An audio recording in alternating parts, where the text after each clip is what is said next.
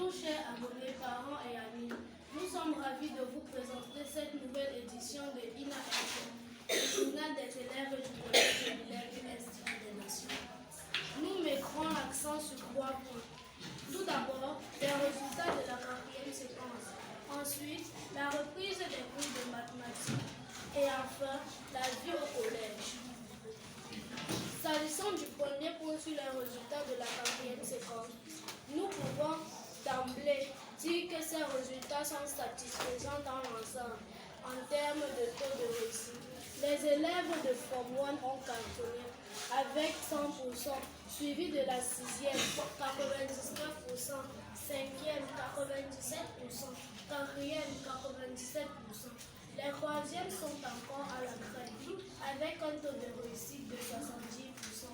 Ils doivent se repousser les manches car l'examen approche. Dans chaque classe, on voit s'installer au fil des séquences un esprit de compétition sain et agréable. Le premier d'une séquence n'est pas toujours libre de conserver son rang à la séquence suivante. Cela s'est encore vérifié lors de cette 4e séquence exaltée à Form 1. Tous les premiers ou premières de la 3e séquence ont été supplantés, laissant leur couronne à de nouvelles règles ou de nouveaux rangs. Cette ambiance est si stimulante et existante qu'elle pousse les élèves à travailler encore plus. Elle renforce notre confiance.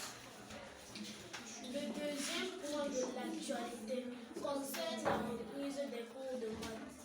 Bonne nouvelle, les cours de maths ont repris normalement. Madame Kéo s'occupe désormais des classes de 6e et 5e, tandis que Madame Vanel prend en charge la 4e et 3e. Enfin, s'agissant du dernier point, il se rapporte à la vie au collège. La semaine a été productive. Malgré l'absence du professeur de sport, les élèves n'ont pas chômé. Bien au contraire, ils en ont profité pour jouer au football et au handball. Cependant, on a remarqué que les élèves de la section anglophone ont tendance à vivre séparés et isolés. Cela doit cesser et c'est le moment de se mélanger et